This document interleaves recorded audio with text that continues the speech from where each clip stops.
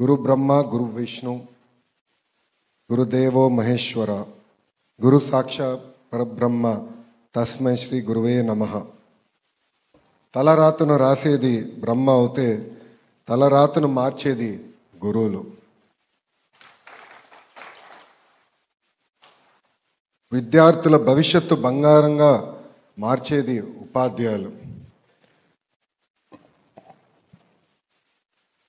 విద్యా వ్యవస్థలో అనేక సంస్కరణలు తీసుకొచ్చిన దేశం మొదటి విద్యాశాఖ మంత్రి మౌలానా అబుల్ కలాం ఆజాద్ గారు.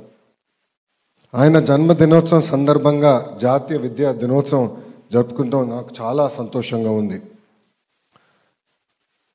వరదల కారణంగా మనం ఈ కార్యక్రమం టైంకి జరపలేకపోయాం. అందరం చూసాం.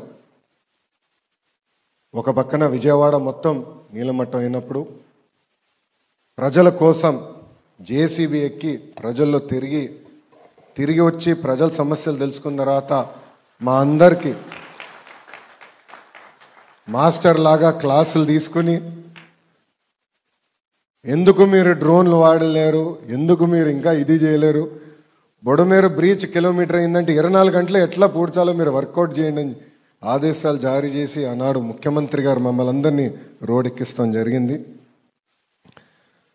ఉపాధ్యాయుల వృత్తి అంటే మనకి మొట్టమొదటిగా గుర్తొచ్చే వ్యక్తి డాక్టర్ సర్వేపల్లి రాధాకృష్ణన్ గారు.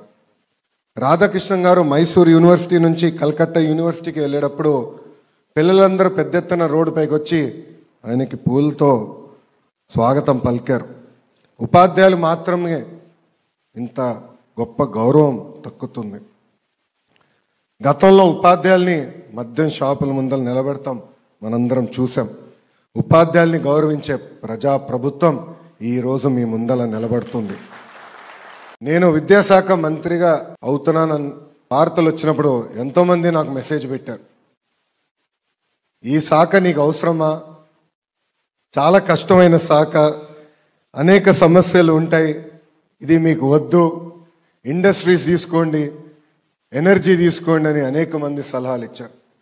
వాళ్ళందరినీ ఒకటే చెప్పాను, స్టాన్ఫర్డ్లో ఎంబీఏ చేసిన నేను ఈ శాఖని తీసుకుని మార్పులు చేర్పులు తీసుకొస్తా, ఒక ఛాలెంజ్గా భావించి ఆంధ్ర రాష్ట్ర విద్యా వ్యవస్థని భారతదేశంలోనే నంబర్ 1 స్థానంలో నిలబెడతానని వాళ్ళందరికీ చెప్తాం జరిగింది.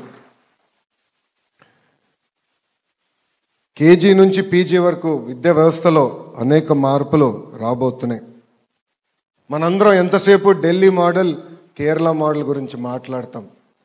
మీ అందరి సహకారంతో 5 సంవత్సరాలు ఆంధ్రప్రదేశ్ మోడల్ ఏంటో దేశానికి కలిసికట్టుగా చూపిద్దామని ఈ సభాముఖంగా కోరుతున్నాం.